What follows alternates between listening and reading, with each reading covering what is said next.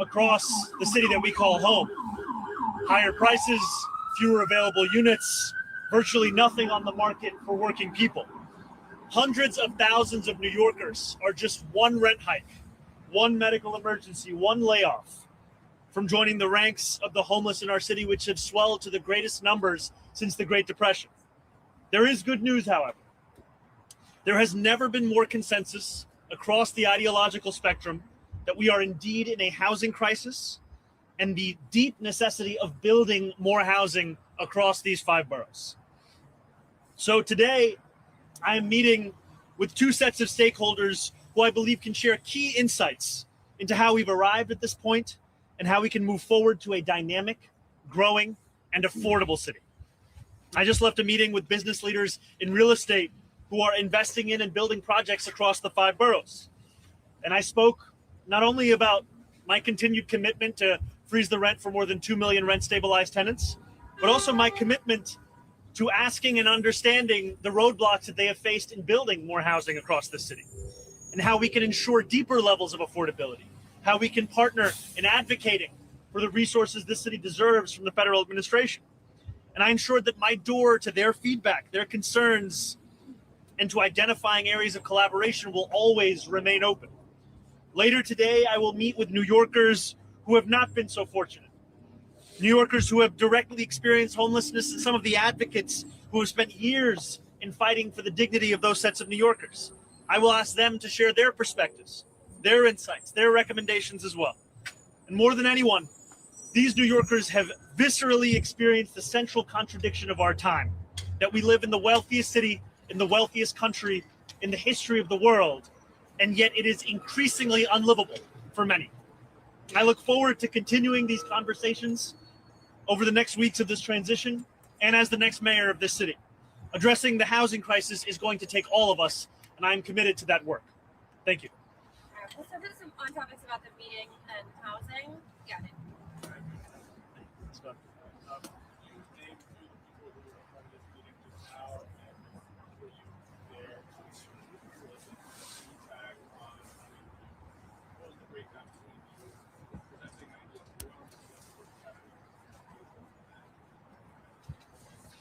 You know, one point that was shared in the meeting was within the conversation around what the public sector can do better. It's something that I've spoken about over the course of this campaign, the deep necessity to make sure that this is the most efficient and the most excellent city government that this city has seen. And one example that was raised was that you have to go to 4 to 6 agencies just to be able to fill a tree pit in this city. And that is an example of how difficult we have made it to do some of the most basic things. And I shared my belief in the necessity of us working together to ensure that we have a workable housing system, to ensure that we take on things that we have become too complacent with. For example, that it takes 252 days on average to fill an affordable housing unit, which in the most expensive city in the United States of America should be the easiest thing that we do. And I opened the discussion up to each and every person that was there to hear their ideas on what we could be doing better, how we could be working together.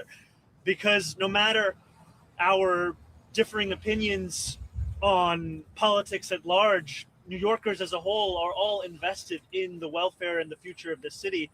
And that is no different at the table that we were at. And I appreciated the New Yorkers who helped us to convene that discussion, in Emma Foman from the Association for a Better New York, and Kathy Wild and Stephen Fulop from the Partnership for the City of New York, as well as in my own team that helped to bring that discussion together. Did members of How you doing? Members of the real estate community bring up your recent commitment to do away with homeless encampment suites in an effort to better flesh out your position? Because I think it's being caricatured a little bit by the conservative right. Where do you draw the line with ending suites? For example, if someone takes over half a subway car or obstructs the entirety of a sidewalk, even then are you opposed to an encampment suite? What I'm opposed to is the failure that we've seen to characterize the Adams administration's approach to this. What I'm opposed to is looking at an entire calendar year and seeing the Adams administration be unable to connect a single homeless New Yorker that was affected by those suites to permanent housing. And in this conversation, what I spoke about with leaders within the real estate industry was the importance of us reducing the timeline of getting New Yorkers into affordable housing, because we cannot actually disentangle the question that we are speaking about right now with the 252 days that it takes to fill one of those units. Because the quicker we can fill those units, the fewer New Yorkers we will have living outside. There is no question that these are not conditions that we are standing in right now that any New Yorker should be living in. The question, however, is whether we will be satisfied by just shuttling those New Yorkers to another equally cold place in our city, or whether we want to connect them to housing. But I think New Yorkers are wondering, in that very specific scenario where there is where something affecting quality of life, what does Mayor Mamdani do? Mayor Mamdani ensures that we connect those New Yorkers with actual housing. We cannot allow ourselves to become complacent with what has become the norm in this city. And that doesn't mean leaving New Yorkers to sleep in the cold. It means connecting those New Yorkers with a place that they can actually be warm. Yeah, Dana. Oh, mine was off topic. So was mine. Oh, we can. Oh, sorry. Thank you. Hi. We'll just go with Dana, her. then we'll go to you. Thank you. Thanks. Hi, Hi. So How are you? given your sort of proven ability to raise prolifically from small donors, I was curious why your transition has sort of gone to sort of big donor events. I mean, why is that an important thing as far as transition? We are looking to raise the money necessary to have a successful transition and to be ready on day one to deliver on the needs for working New Yorkers. And unlike in the primary and in the general, there are no public matching funds in this period. And so it is every dollar that has to be raised of the $4 million we have to has to be raised privately. And I've been proud to raise more than 95% of that money from donations of less than $250 for more than 30,000 people across the city and across the country. Yeah, we'll go right behind you. Finally, WBAI, Mayor-elect, early before the First World War, Republican governor imposed a 10-cent per $100 tax on stock transfers. It collected millions and millions over many years. In the early 1980s, neoliberals, Democrats were worried Wall Street might leave, whatever. They started rebating it back. Since that time, $600 billion has been rebated back to Wall Street. And London's had something like this on the books. They called it a Tobin tax for centuries. Isn't it time, since Washington funding for all these projects we talk about is very much up in the air? We're lucky if they don't take $80 million out of the city. Sorry, sir, do you have a question? I'm just asking, is it time to stop rebating back billions of dollars to Wall Street? My focus in raising additional revenue is on raising the personal income taxes for the top 1% of New Yorkers by 2% and increasing the state's top corporate tax to match that of the top tier of New Jersey's corporate tax. And I think that these are critically important as we fight to fully fund our city agencies and fund our affordability agenda. But I do appreciate the context and the importance of us making sure that working class New Yorkers are not being pushed out of the city they Yes call and home. no. Yeah, thank you. Just We'll go that to Katie right here. would not end the rebating back. I just want to answer the question. That's all. You don't believe in ending the rebate back to Wall Street. My focus is on the tax policies I put forward. So. Okay, Katie right here. Oh, Mayor-elect, this week the Department of Justice put out a memo directing joint terrorism task forces to investigate anti-Trump activists as terrorists. The NYPD has members on joint terrorism task force, another task force. Have you spoken to Commissioner Tisch about the NYPD's potential participation in these types of investigations? And would you reconsider the NYPD's involvement here if it is ordered to investigate anti-Trump activists as terrorists? I haven't had that conversation yet, but it is one that I will follow up on. And how do you feel about, is it something that you want the NYPD taking part in, or would you want them maybe to reconsider their relationship with the Joint Terrorism Task Force if this is being ordered? We need to ensure that all actions of our police department are also looking to safeguard the constitutional rights of New Yorkers and not looking to chill the freedom of expression we have in the city. Yeah, we'll go to you.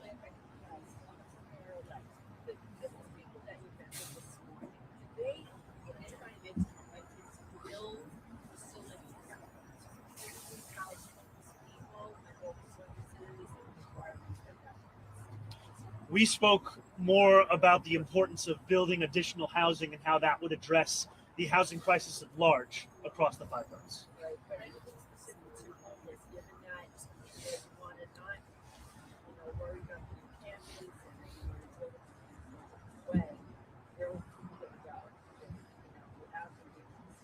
We spoke about the key of reducing the 252-day wait on average to fill an affordable housing unit, and how if we can reduce that time, we can actually make it easier to connect homeless New Yorkers with those exact kinds of housing. Yeah, right. Good morning, Marilyn. So I want to focus on the governor's comments, how she was speaking out against ending the encampment suites. She said that she doesn't believe allowing New Yorkers to sleep on sidewalks and bridges is humane. What's your direct response to the governor's comments? I do not think that leaving New Yorkers to sleep in the cold is the answer. I also don't think that pushing those New Yorkers to sleep elsewhere in an equally cold setting is the answer either. I think the answer is connecting those New Yorkers with housing.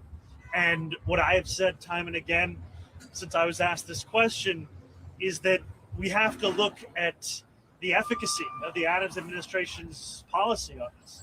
It is a policy that did not connect a single New Yorker to permanent housing in an entire year. That cannot be a policy we continue. We have to create a policy that actually puts these New Yorkers in a place that is warm, not a place that is just as cold. So Right, what that's policy like looks two like? My policy would look like much of what I've spoken about today, which is actually reducing the wait times of putting New Yorkers into affordable housing units and ensuring that when homeless New Yorkers look at their options, they no longer think that the best option for them is to sleep out on a bench like the one behind me, but is instead to be in a shelter that is safer than the ones that we have today. Yeah, right behind you. Right here. Yeah. I'm wondering if you have any plans for enforcing composting in school communities, and also if you have any plans for funding programs. I think that we have to fully follow through on the policies that we have. And I think that one of the things that I spoke about and heard about even in the meeting with business leaders this morning and in general is a fatigue with constantly changing policies in New York City and an inability to follow through on the policies we have. And I think that's the truth. Whether it be with composting or anything else, we need to actually follow through on the things that make so many New Yorkers proud to live in New York City. Some people are wondering, Mayor, like some Sorry, people we're are right asking. here really quick. Okay. The first state council that new restrictions to new housing that housing groups have, city funded housing, that housing groups have at more cost housing will lead to less units being built. Are you concerned that those bills will affect your housing plan? How are you thinking about concerning those? Do you hope that city council will pass them or anything else? Which specific bills are you referring to? These are the bills that would add cap the number of studio apartments and senior housing, or would add requirements for 2 to 3 units. Like at a citywide percentage of 2 to 3 units. There's also the affordability requirement. Basically, it applies to city funded housing, having caps.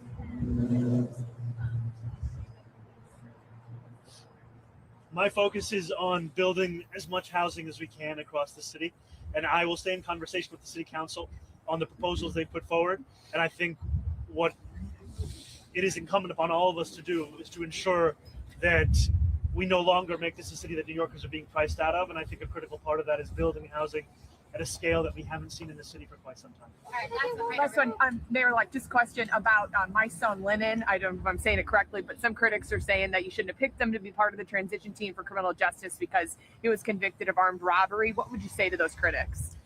We put together a team of more than 400 New Yorkers who are on 17 different committees. And these are New Yorkers who bring with them both a fluency of the policies and politics of the city, the places that they've succeeded, the places that they've failed. And we will take all of their experiences and their analysis into account as we build a city for each and every person. All right, one more, then we gotta go. Thanks. I was wondering if you could share some of your vision for the inauguration and how much you plan to spend. We will have more information to share on the inauguration soon, and as soon as we do, we'll be sure to share it with you and with New Yorkers. It's an inauguration that we want New Yorkers to understand, not just as mine, but also as theirs, of a new era in this city. Well, this morning is definitely prompting some difficult questions. All right. What are you going to miss the most about Astoria, and would you move back there after your 1 or 2 terms? How many terms? I said 1 or 2. Or 2. It's true. Those are the two possibilities. There's so much I will miss about Astoria. I think even just the memories of my wife and I's apartment, our neighborhood, the sounds, the aromas, just being a few blocks from some of the favorite places in our city. And I will carry those with me in Gracie Mansion in the work that I do. And I know that they're only a ferry and a city bike ride away. All right, thank you. Have a nice day. All right, we're gonna go here. Sarah.